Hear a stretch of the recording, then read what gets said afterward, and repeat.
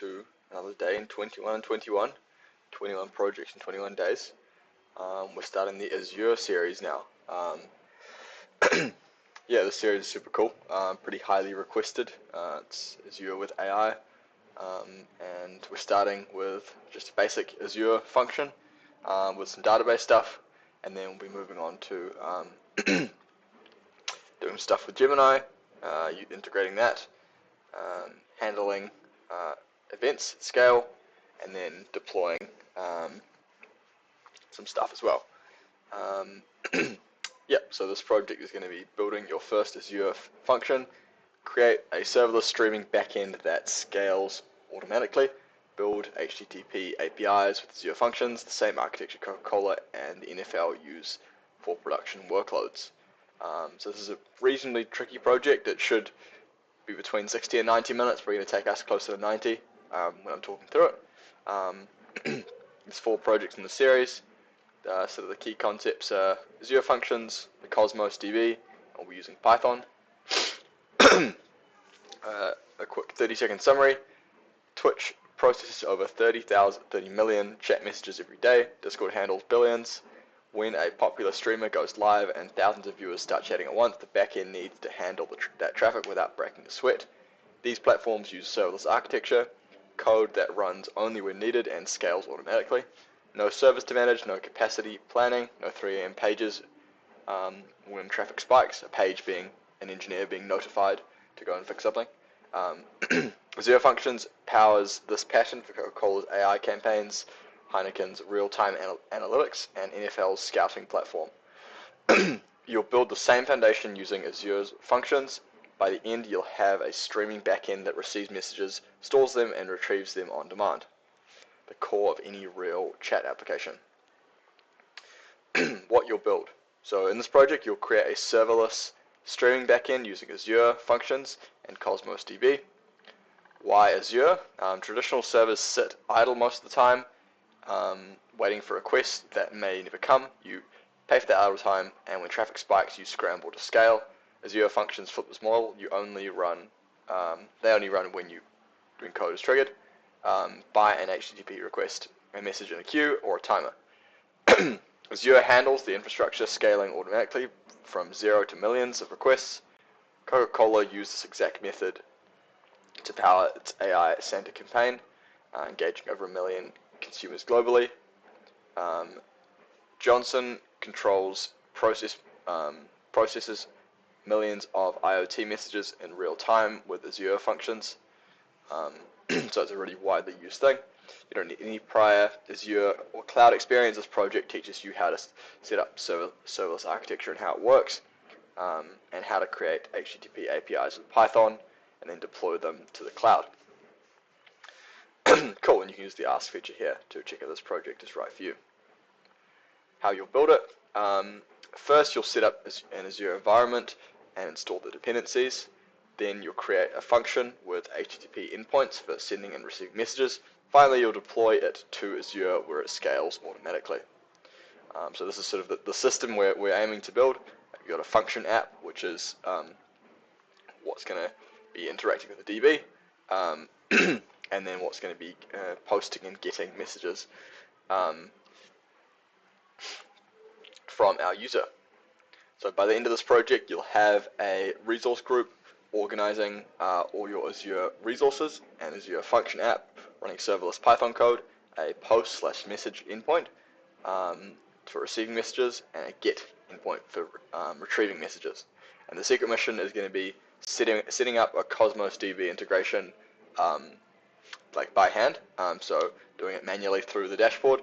And later in the next project in the series, will be when we catch people up, we will go and do that with MCPs. So it's really a valuable learning experience to do it, but it's not required to move on to the next project, because it may seem like that, like if we're setting up a DB, and we are, and it is required, but not for the sake of, we're going to catch you up in the next project. So yeah, that's why that's there. So we'll do this quiz at the end, and this project will be walking through the high touch, so the step-by-step guidance version of this project. Cool, so we're going to set up your Azure environment first. Time to get your Azure environment ready for build serverless applications. You'll create a resource group to organize your cloud resources and then install the tools you need to develop Azure Functions locally. So in this step, get ready to create an Azure account if you don't have one. Create a resource group for your streaming backend. Install Azure Functions core tools.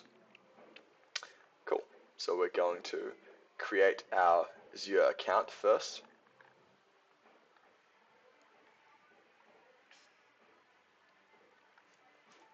In this step, in this project, I'm going to build an Azure function to support my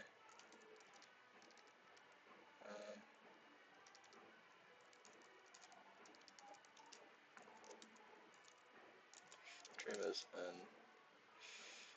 chat. Azure Functions are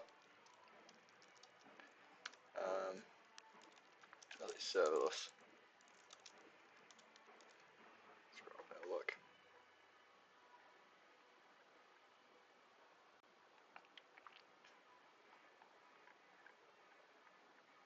We can just say Azure Functions are serverless, thus not requiring constant idle cost.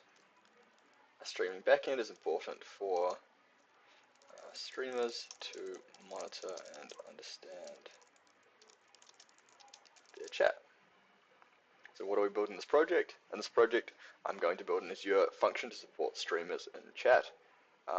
Azure functions are serverless, thus not requiring constant idle cost. A streaming backend is important for streamers to monitor and understand their chat. Cool. Alright, step 1. Set up your Azure environment. So time to get your Azure environment ready. For building serverless applications, you'll create a resource group to organize your cloud resources and install the tools needed to develop Azure functions locally. In this step, get ready to create an Azure account if you don't have one. Create a resource group for streaming backend. Install Azure Functions core tools. We went over this before. What are we doing in this step? In this step, I'm setting up an Azure account, creating a resource group, and installing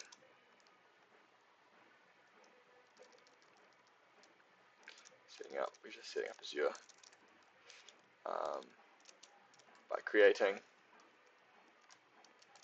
an Azure account and installing all the Azure Functions core tools. This is needed because when I create a resource group for my streaming backend, I need a setup to run my function on the cloud. What are we doing in this step? In this step, I'm setting up Azure by creating an Azure account and installing all the Azure Functions core tools. This is needed because when I create a resource group for my streaming backend, I need Azure set up to run my function on the cloud. Cool. So let's create an Azure account. First, let's make sure you have an Azure account set up. I already have an account, but if you don't, there's a free trial, which is cool. So yeah, you can go to that link and then you can click create up there, and then you get $200 worth of credits, which is good. You use in 30 days. But yeah, that's pretty simple, but we'll go down this route.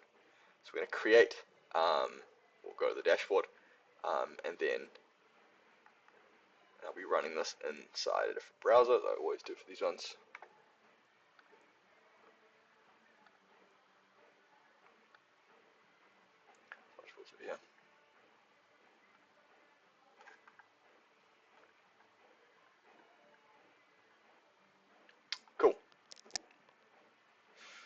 Awesome. So first we're going to create a resource group. So we'll go to resource group, clear those, resource groups.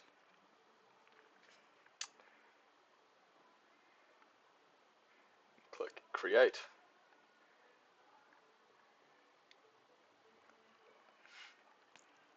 Call this streaming backend RG, and we'll select East US.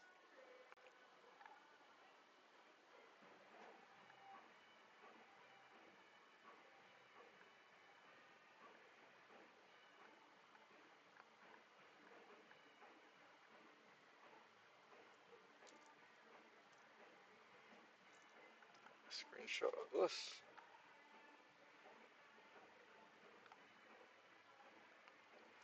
What is a resource group, and why do we need one? So a resource group is effectively just a group of containers that hold related Azure resources. So like database, it's kind of just like an environment really, like a Python environment. It's database. You can the Cosmos DB. We're going to set up the function app. We're going to set up yeah.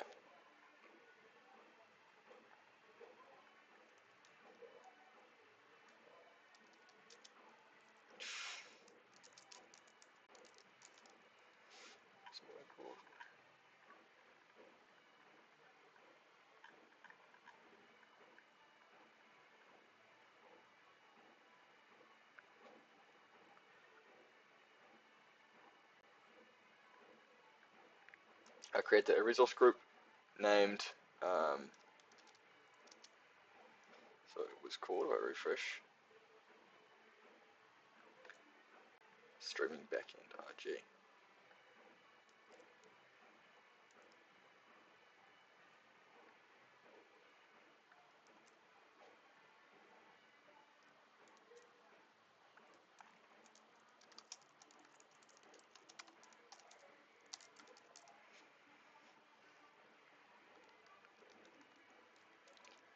The US East region. Resource groups have or are used to containerize the various Azure services. What is a resource group and why do we need one? I created a resource group named Streaming Backend RG in the US East region. Resource groups are used to containerize various Azure services. Cool. Install Azure Functions core tools. Azure Functions core tools let you develop and test functions locally before deploying to Azure. That's what we're going to be doing today, both testing and deploying. First, check if you have it installed. So we'll open a terminal here so we can have a look. So we have the function core tools. If you don't, there's some steps here as to how to install them. Just run this command on Windows or Mac, the stuff there too. But we see a version number, so that's good. We're also going to check if we have the Azure CLI installed. So if you don't, there's steps here as well for setting that up. Click on this link, it'll download immediately. Just follow the prompts. Relatively simple. Cool. So now what I'll do,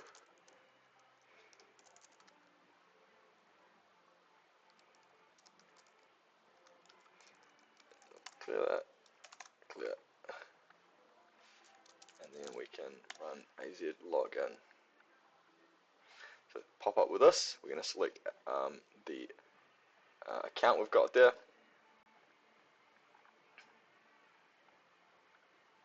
And we can just select default subscription. So now we're logged in.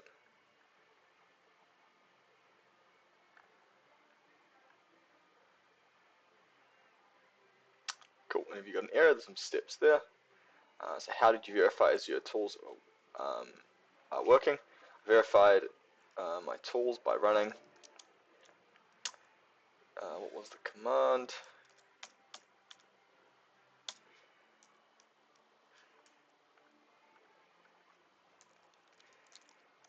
dash dash version. The output showed what version did it show?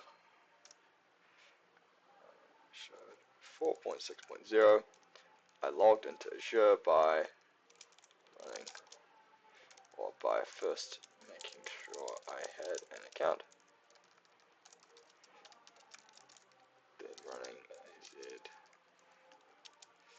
login. Cool. How did you verify Azure tools are working? I verified my tool working by running that command, and I logged into Azure by running this command. Cool. Step 1 complete. Now let's build our first Azure function. Time to write some code. You'll create your first Azure function, an HTTP endpoint that receives messages just like Twitch or Discord would. This is the foundation of our streaming backend. In this step, get ready to create a new Azure function project. Write an HTTP trigger function for receiving messages and test it locally. So in this step, I'm creating a new Azure function project.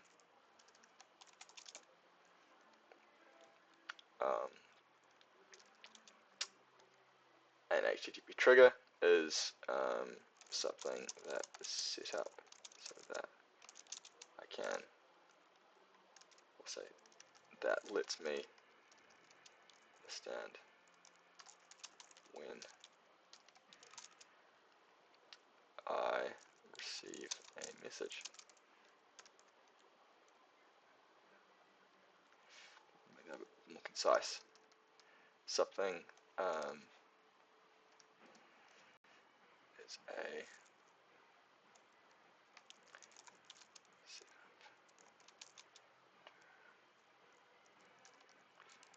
call something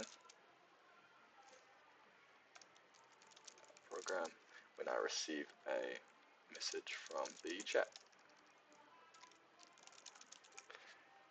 So what do we do in this step? In this step, I'm creating a new Azure function project, and HTTP trigger is something set up to call our program when a message from the chat is received. Cool. So we're going to create our project folder. So this is going to be where we build all our Azure functions from, or our Azure function in this case.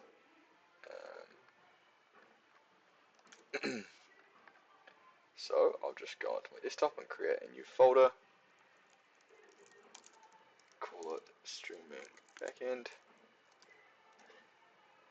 Spell that right, streaming backend. Yep.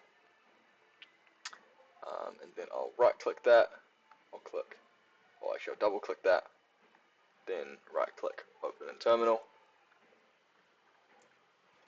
And then type cursor dot. That'll open cursor in this directory.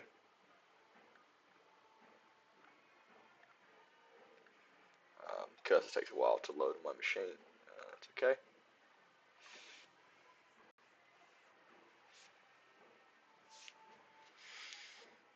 Shouldn't take too much longer.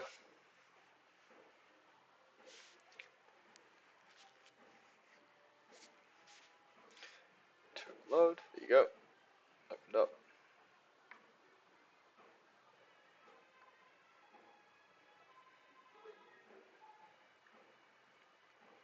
Cool. So we'll do control and apostrophe to open that. We can initialize with the function tools from Azure.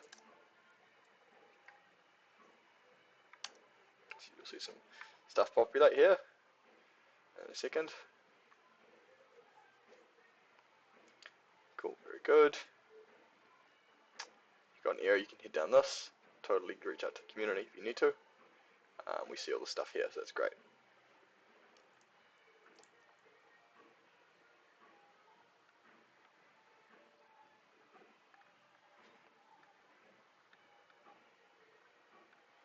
Upload that folder, try that file, image.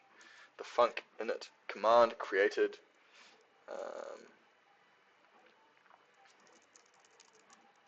requirements.txt function app.py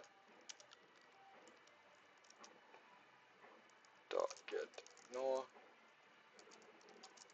host.json local.settings.json. I think that's it. These files are needed because Azure will read from specific pre-defined locations for in our codebase. What files did the command func_init create? The func_init command created requirements.txt, and there's the other ones there. These files are needed because Azure will read from specific predefined locations in our codebase. Cool, let's create a new HTTP trigger.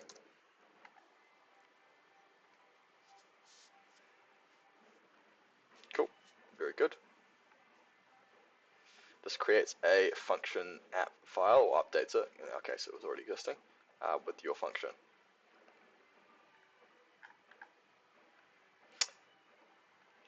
Cool, so open functions app.py in your editor, use cursor to generate the code with this prompt. So we'll open cursor there and we'll send off this prompt.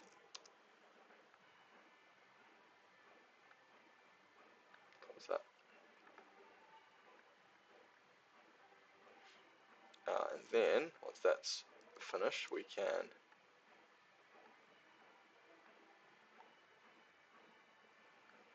test it locally. Oh, ran that too early. Just trying to paste it in. Again.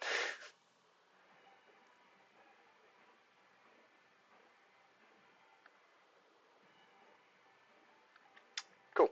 Okay, we can run func start. We should see some stuff here for functions running, so we can be able to confirm everything's working.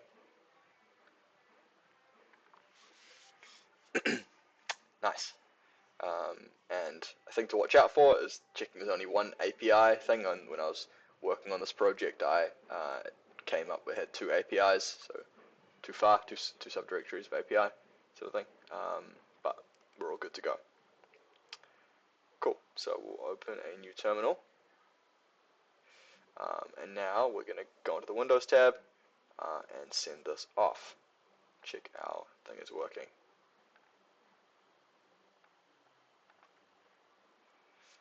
Cool, and we will select A.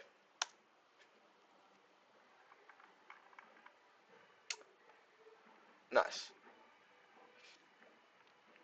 So I got a JSON response. You should see success true, which we do. So that's good. We can see it being inserted the content there. Cool. So we can test the get endpoint. I actually don't know that I have curl installed at the moment, so this might not work. Oh, we do have curl installed. Cool. We see 200, which is a pass, which is great as well. We can see hello from stream username. Cool. So we know both of those work. So that's message and messages. And if we jump back to the diagram up here, we can probably have a bit understanding of what that is. Maybe not. Yeah, here we go. That's where I remember it from. Message endpoint for receiving. So we've tested receiving, tested retrieving messages. So we went and sent one, and we can still get it. So that's good. This is all local, so there's no like databases involved yet. We're going to set that up soon, but that's good. That works. That's how it's supposed to be.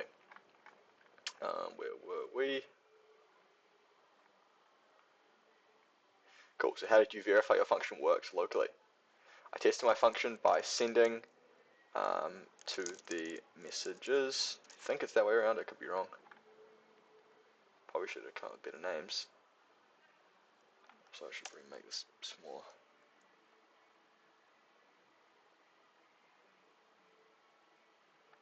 So to message.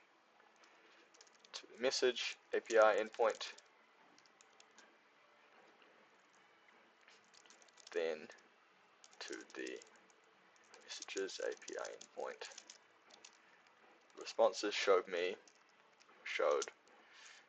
sending, passing, then retrieving, passing by getting the same information, the same sent message back. This confirms the two endpoints, message and messages, are working locally. It's not deployed yet, so don't get too happy. How did you verify your function works locally? I tested, and this needs to be running here, by the way, if that wasn't clear. Func start opens and runs the function. So if this didn't run, we wouldn't be able to do these things. Testing my function by sending, I can add that function by running func start, then by sending to the message API endpoint, then to the messages API, to message API endpoint, then messages API endpoint. That is correct. The responses showed sending, passing, then retrieving, passing, by getting the same message sent back. This confirms two endpoints, message and messages, are working locally. Cool. Step 2 complete. Great. So now we're going to deploy to Azure. Your function works locally, but that's just your laptop. Let's deploy it to Azure so it's accessible from anywhere in the world and can scale to handle hundreds of thousands of concurrent users. In this step, get ready to create a functions app in Azure, deploy your function, and test the live endpoint. So in this step, I'm deploying my Azure function to Azure so that, or say my function to Azure so that scaling can be done easily. Function app is a space where I can trigger a function to run on Azure. What are we doing in this step? In this step, I'm deploying my function to Azure so that scaling can be done easily. Function app is a space where I can trigger a function to be run on Azure. I'm going to create a storage account now. So we'll go open this back up.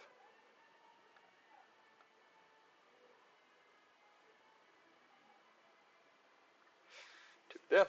Shift back to home. Azure Functions require storage account. For internal options, in the Azure portal, click Create a Resource. And then search for storage account. Select that.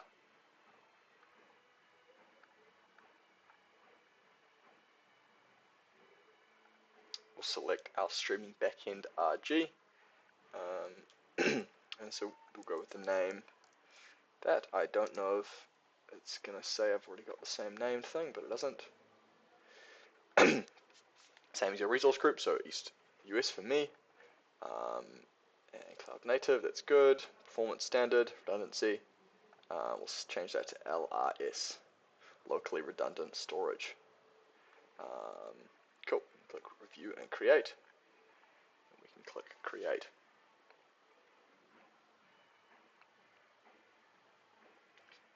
Cool.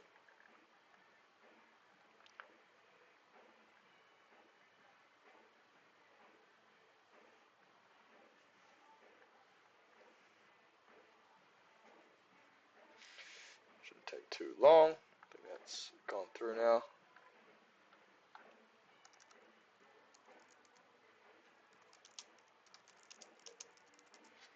Cool. So this is deploying now. It should take a minute or two.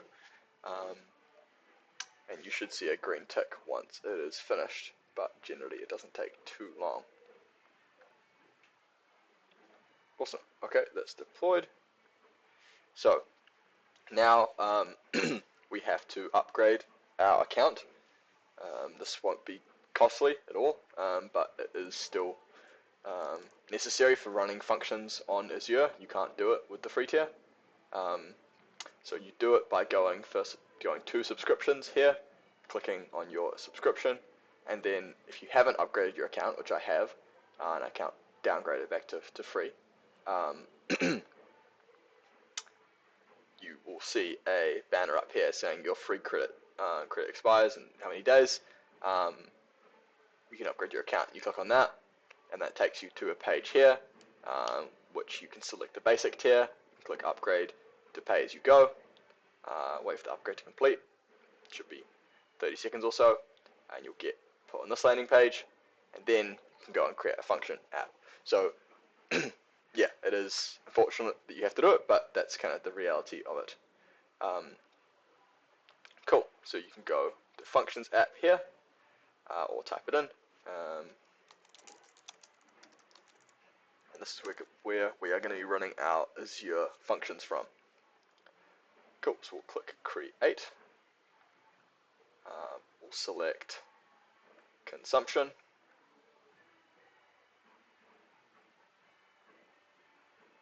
doesn't really matter which one actually, to be honest. Flex Consumption, fine. Cool, we can select the resource group as one we just created. Cool, we can call the function name that. We can select Python as a runtime stack. That's what we're actually running. You recall what the function was written in. It was Python, so we're running that. These settings are totally fine.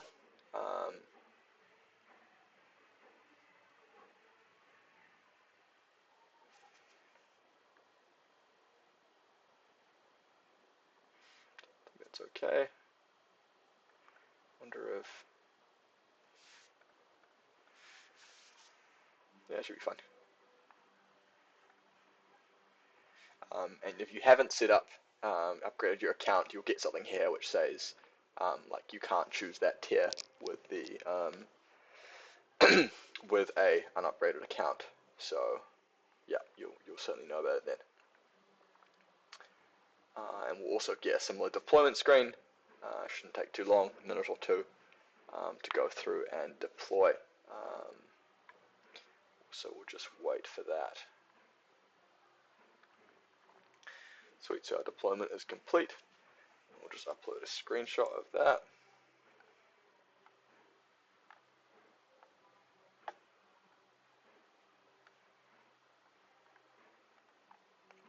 What Azure resources did you create for deployment? I created a feature app named, what do we even call it? Streaming Backend RG.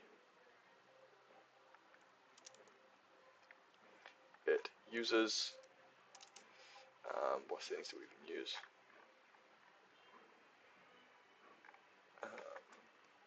Python as its runtime, and Linux as the OS for hosting. I also created a storage account because I need it for storage.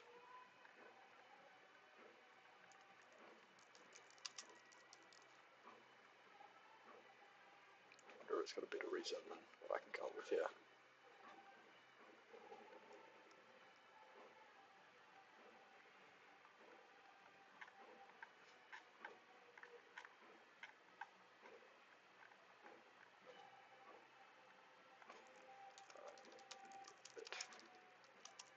For my function app.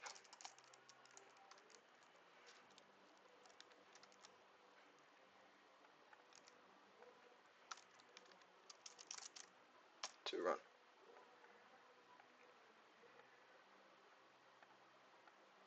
Yeah, okay, so that's where it stores code and all its other resources. That makes sense.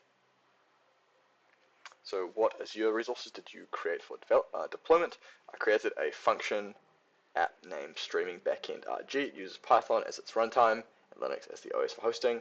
I also created a storage account because I need it for my function app to run. Cool. So now, hypothetically, with no problems, we'll be able to deploy. So I'll close these, close this even, open a new thing, and then maybe, just maybe, this will go through and work, given our current configuration.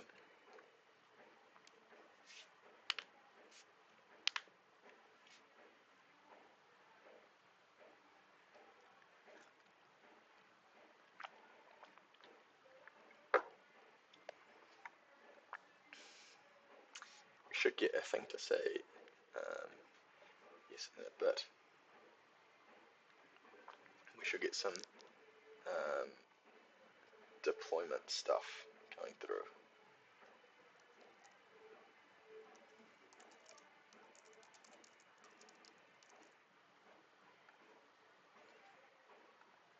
Any minute now, we should get some, yeah, the endpoints here, and we can actually copy that and save it into this, which we'll use a bit later. Shouldn't be too long, I don't think, unless something goes wrong.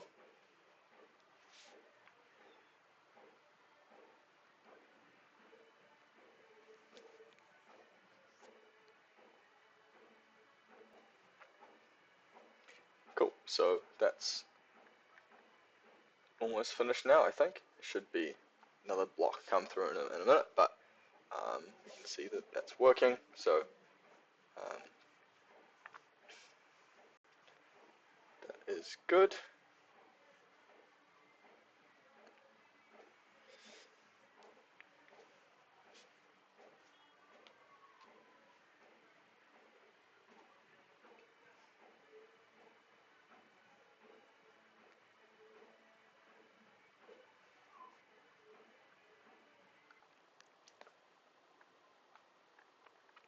Cool, so that came through, that's great, nice. So we can copy this here,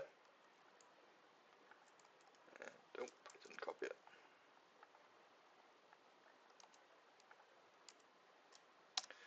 And put that in there.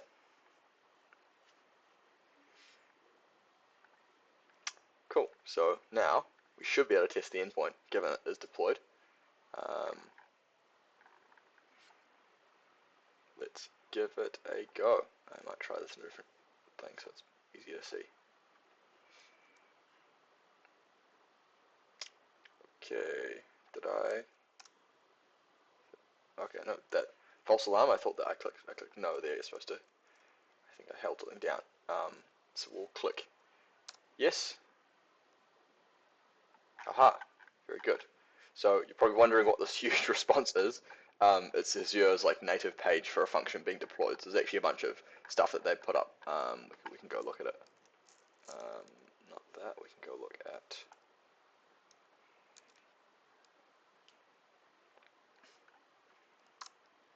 Hopefully it comes up. Yeah, this. So there's a lot of stuff which, yeah, goes on here, like with a pretty bad example, but like this is content from this page, effectively nothing to do with us, but it loads, it comes through. That's great. It's now live, so we know it's working. Cool, very good. So now we can test the get endpoint as well. I think I do have curl installed, so that should work. Nice. 200, very good. Cool. So I tested my live endpoint at. I think, oh, it's not quite the right one. It's got curl at the front.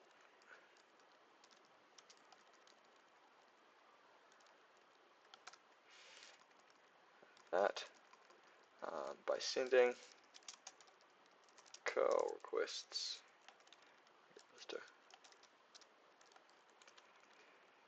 to message and messages. The response confirmed that or that it was, we said, the 200 responses confirmed that the function was working on Azure. Good. So how did you verify your function works in Azure? I tested my live endpoint at that. by sending curl requests to message and messages. I'll say to message and messages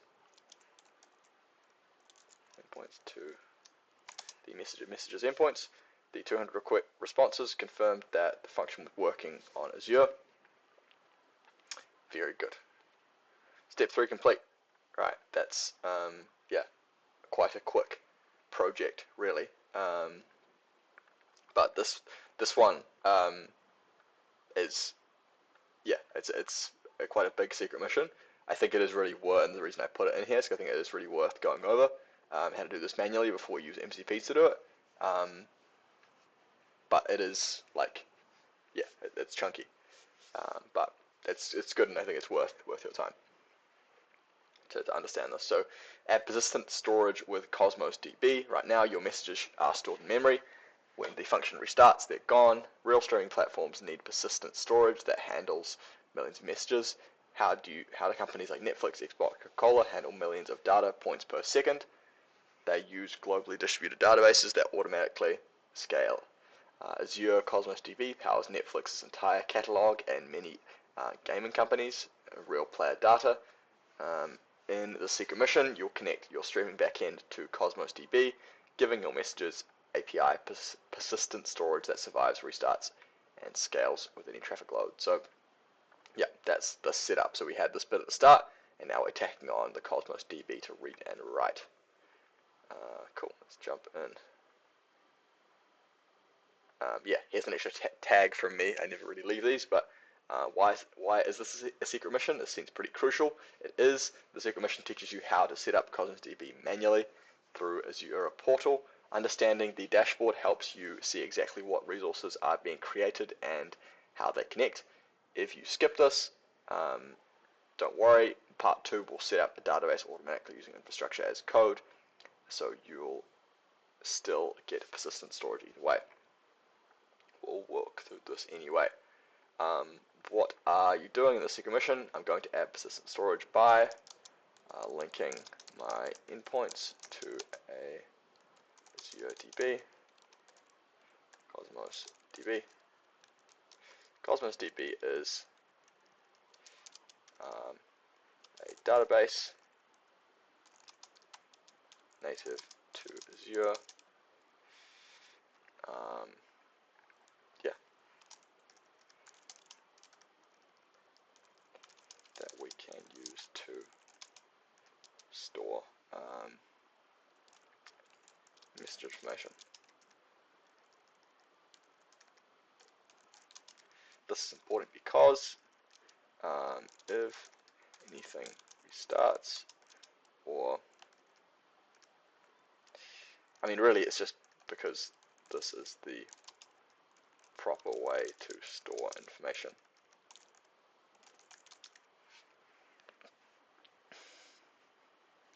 So what are you doing in the secret mission? I'm going to add persistent storage by linking by endpoints. By linking endpoints to a database called Cosmos DB. Cosmos DB is a database native to Azure that we can use to store message information. This is important because this is the proper way to store this sort of information. Okay, we'll open up Azure again. So we'll go to Azure portal. We can go create a resource. We can search for Cosmos DB. And we can select this guy here. Click create. We'll select no SQL. Workload type, we'll do learning. We'll leave the subscription as is. Resource group, we'll set that to streaming backend RG. Account name, we can do streaming backend Cosmos.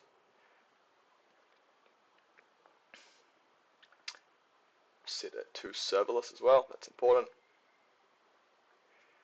We can go review and create. Once that's loaded, we can click create.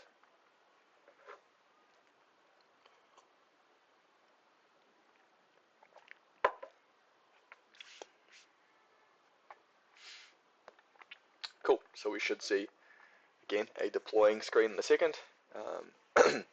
Should take a minute or so, and then yeah, we'll be able to move on. So why serverless capacity mode? Cosmos DB offers two capacity modes. If you saw before, we selected serverless. A lot of other options disappeared. Provision throughout, you pay for reserved capacity. At serverless, you pay per operation. For development and variable workloads, serverless is more cost effective. You only pay when your function actually reads or writes, not a constant reserved capacity sort of thing.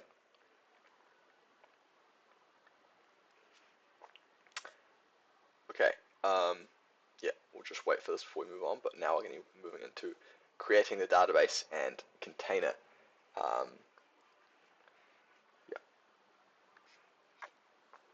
Cool, so the deployment is complete.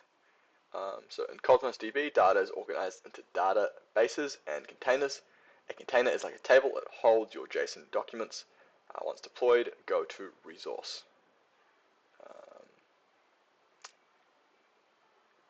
Cool. So we'll head back to this.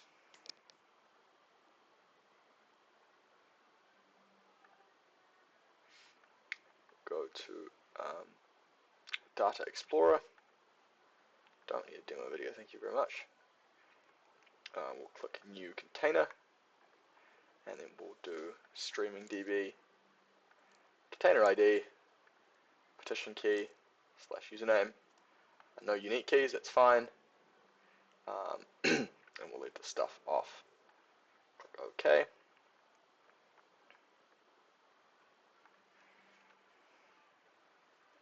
So we should see some stuff appear over here with the messages and some data there. Or under data, sorry. Shouldn't take too long. So what is our partition key? Cosmos DB uses partition keys to distribute data across servers for scalability. Messages from the same username will be stored together, making queries by the user fast. For a chat app, / username is a good choice because you often want to see all messages from a specific user. Of course, we can see stuff there. This is our, the space we'll be able to see messages or username ID there, but there's nothing there at the moment because we haven't inserted anything into our database. We'll do that shortly. Cool. Put a screenshot of this.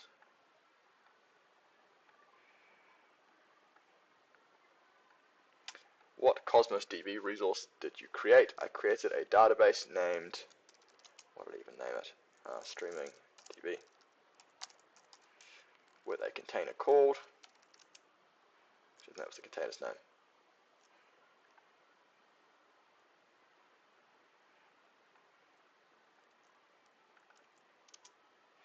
Container called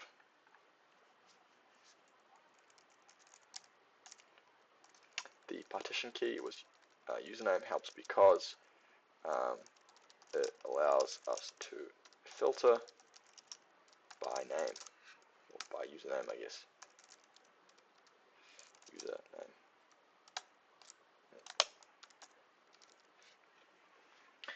What Cosmos DB resources did you create? I created a database named Streaming Backend Cosmos with a container called Streaming DB.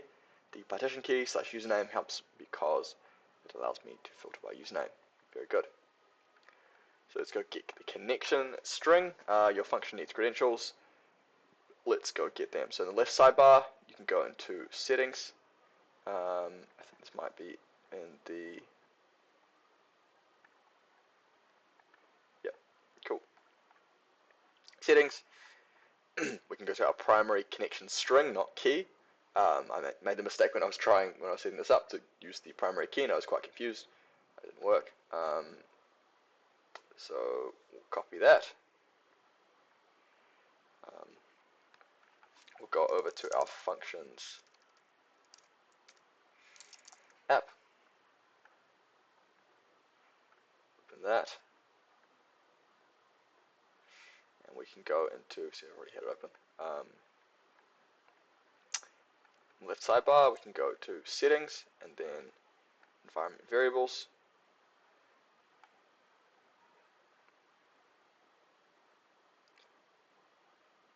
We can click add, we can paste that in there, and then we can use the name Cosmos connection string. My computer is lagging. Cosmos connection string. We can click apply, and then apply. I will, why not, save it.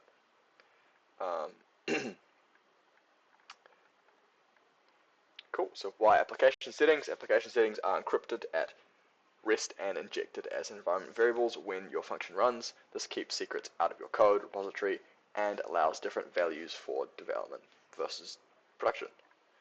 So now we're going to update our function code. So we'll go back to cursor over here.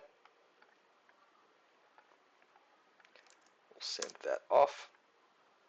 So that's updating the function app to use Cosmos DB instead of in-memory storage. There's some instructions around how to do that. So add the Cosmos DB SDK, software development kit, to your project. So we've got our requirements.txt folder here. There you go.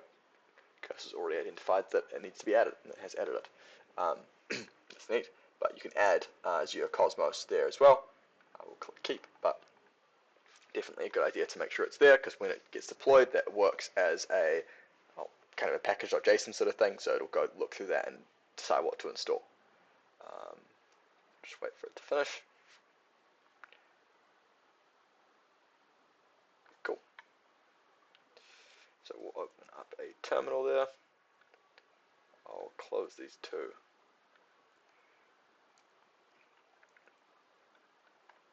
And then run that again. So that's deploying the updates using the func tools library. This can take a little bit of time because it's got zip and whatever else. You should see the same sort of deployment message here with all the endpoints just sitting there. Cool. So we got these coming through here. That means it deployed correctly. That's good. If you've got an error, you can go down here. There's some information about debugging. But yeah, we're all good. We got that, so that's nice. Cool. Okay, so here's the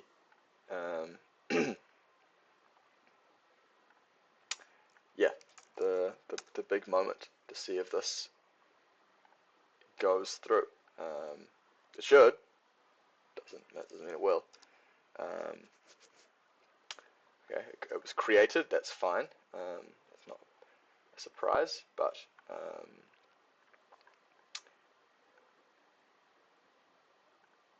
let's check it is there when we call our messages endpoint. It is not. Okay. Think about why that might be. The most common thing is if I go and so there's a little bit of live troubleshooting here. I think this is that's probably it. I didn't click confirm. Okay, that's probably why. Because as kind of seems pretty obvious, but it needs this connection string to actually link between the function app and the database, the Cosmos DB we made. So that's probably why, because you can see that it uploaded fine the way at least it's sent off. Tried to write to it, but probably got rejected because there was no key. We can actually look. If we go to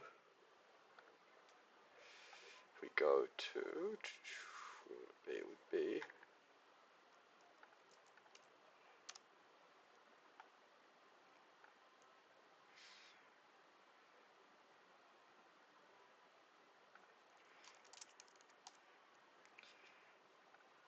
if we go to Functions app, and we go to Streaming Backend, and we go to, where would it be, Logstream. Well, okay, it's not there anymore because I didn't have it running. But if we sent it off, it's probably going to work now. But if we sent it off before, it would probably come through now with something which says, so this is 200. So I think that worked. And check. and we'll probably get an error if we, yeah, there you go, there's the content in there. But anyway, it's working now. But you would see something in here. I'm not going to go and break it, just test, but you'd see something in here which shows, hey look, there's actually, why not? Let's go break it. We just call this like test, and we save that.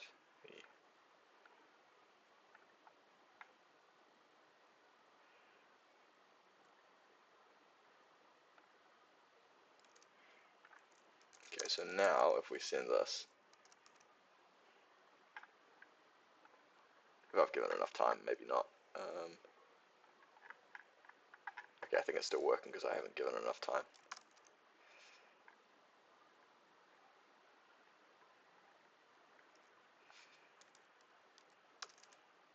But we should see, if I wait long enough, something which pops up and gives me an error.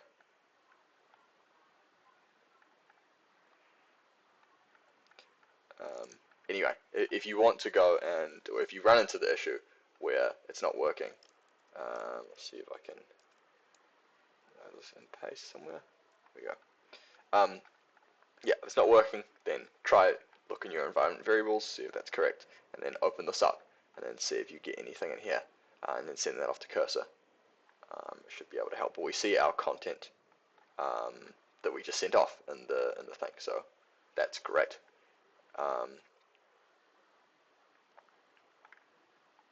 Cool. So how did you verify messages persist in your Cosmos DB? In fact, we can probably do this. Sometimes it's to take a little bit of time to load, but if we go to, we're on the right page, and we're not.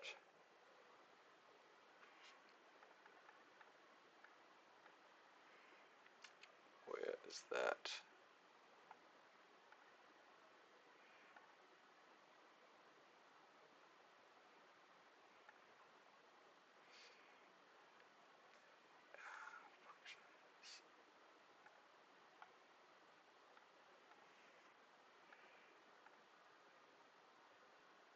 That's what I was looking for, I was in the wrong space. Data Explorer.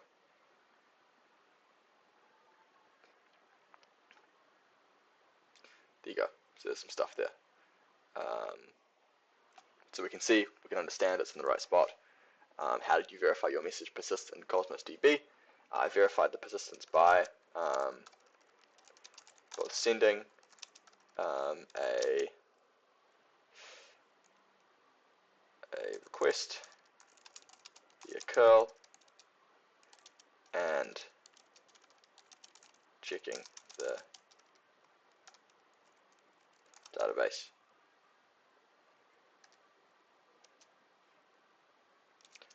On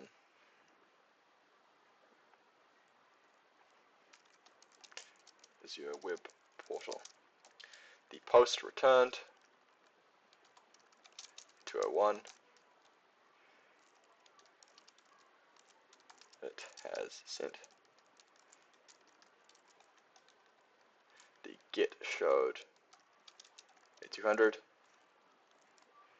I can retrieve alongside the content of the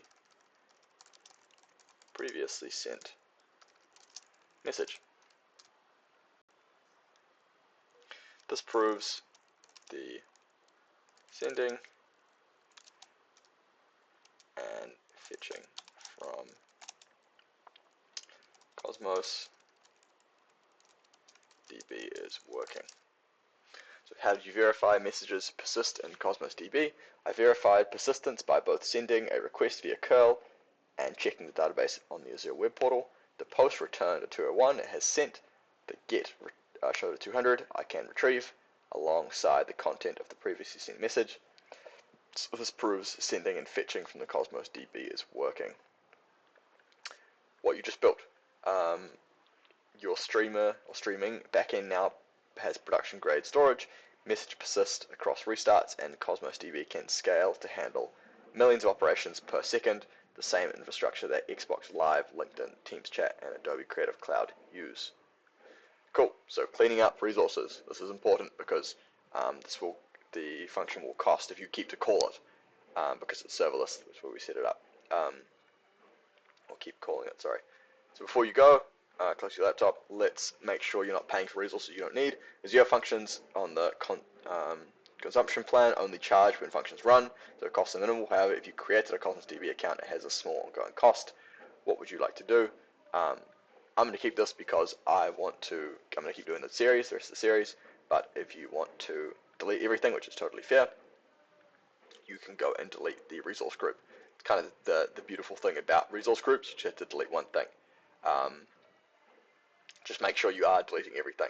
That's you double check everything's been deleted. Cool. So what were the key tools and concepts you learned from this project? Key tools include Azure Functions and Cosmos DB. Functions app, Cosmos DB. Key concepts I learned include partition keys,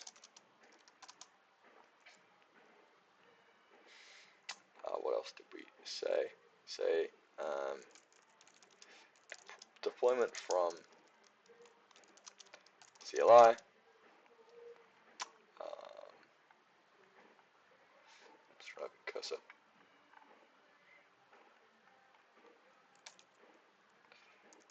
Environment variables,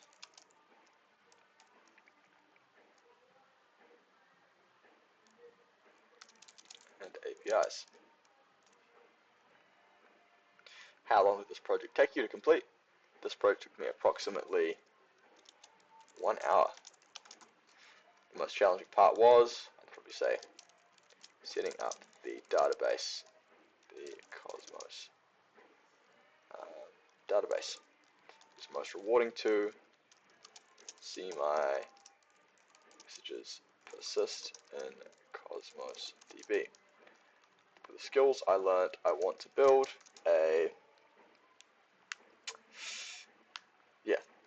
build the rest of a streaming backend.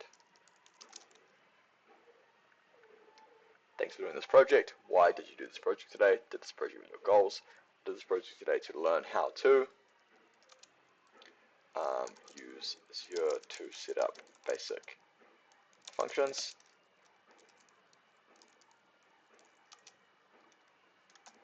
Another Azure skill I want to learn is AI integration. Cool. So we'll do the quiz. What is the primary benefit of integrating Azure Cosmos DB into a streaming backend? Second mission, to provide a persistent storage for messages, to enable local storage, to automatically filter, to reduce cold start. I think it's to provide persistent storage.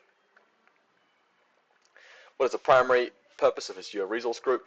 To deploy Azure Functions locally, to provide persistent storage for messages in the streaming backend, to organize and manage Azure resources in a single unit, to define the programming language. I think it's to organize and manage. What command did you use to initialize Azure?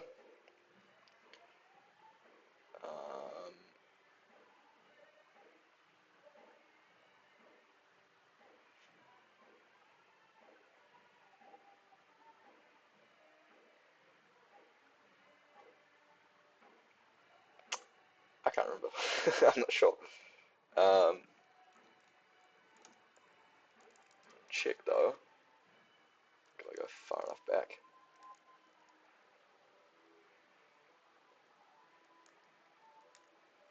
There you go. Kind of cheating, but hey, it was on the right one, so it counts. Which tool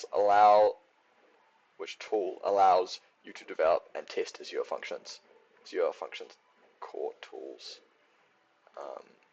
Install at the start. Why does an Azure Function app require an Azure storage? To store information about the function. So it can run to provide database persistent message storage, to store source code of the function's app, for internal operations, logging and managing triggers and bindings. I actually don't know between these two. To store the source code of the Functions app for internal operations, logging, managing triggers and bindings. I'm not actually sure. Internal operations and logging. I'm going to use the ask feature. Okay, that didn't copy anything. And let's scroll up.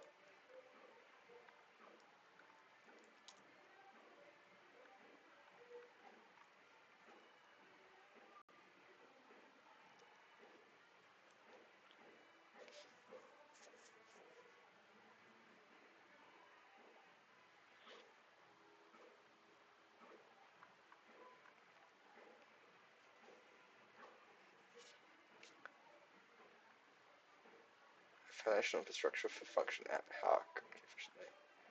Essential operation, storing function files.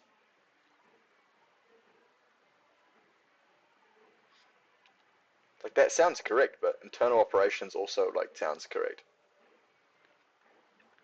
Storage accounts acts as a backend for your function app, handling everything from your code storage to state management. I'm actually not sure which one of these is going to be. Genuinely, I'm like, I know it's this, but it might also be this, so we'll go with this one. Wrong. It's the first time my entire, I'm assuming it's D, right? Yeah. Entire time I've been working here, I've got a question wrong in a quiz. There you go. What type of trigger was used for the message endpoint and the Azure function to create in step 2? It was the HTTP trigger. Cool. There you go. 5 out of 6. Damn. Crazy. In this project, you set up an Azure development environment with Functions core tools and Azure CLI, created HTTP endpoints for receiving and retrieving messages, deployed a serverless Python function to Azure, built an architecture that scales automatically to handle any traffic load, connected your backend to Cosmos DB for persistent storage. That was the secret mission. Next steps. We've got 3 more projects here. Yeah, so the next one's AI moderation with Azure and Gemini. Then it's going to be handling events at scale. I think it's got queuing in it. And then deploying your streaming app with Azure DevOps. Cool. Alright, well, what a fun project, I reckon. I'm really happy with that, actually.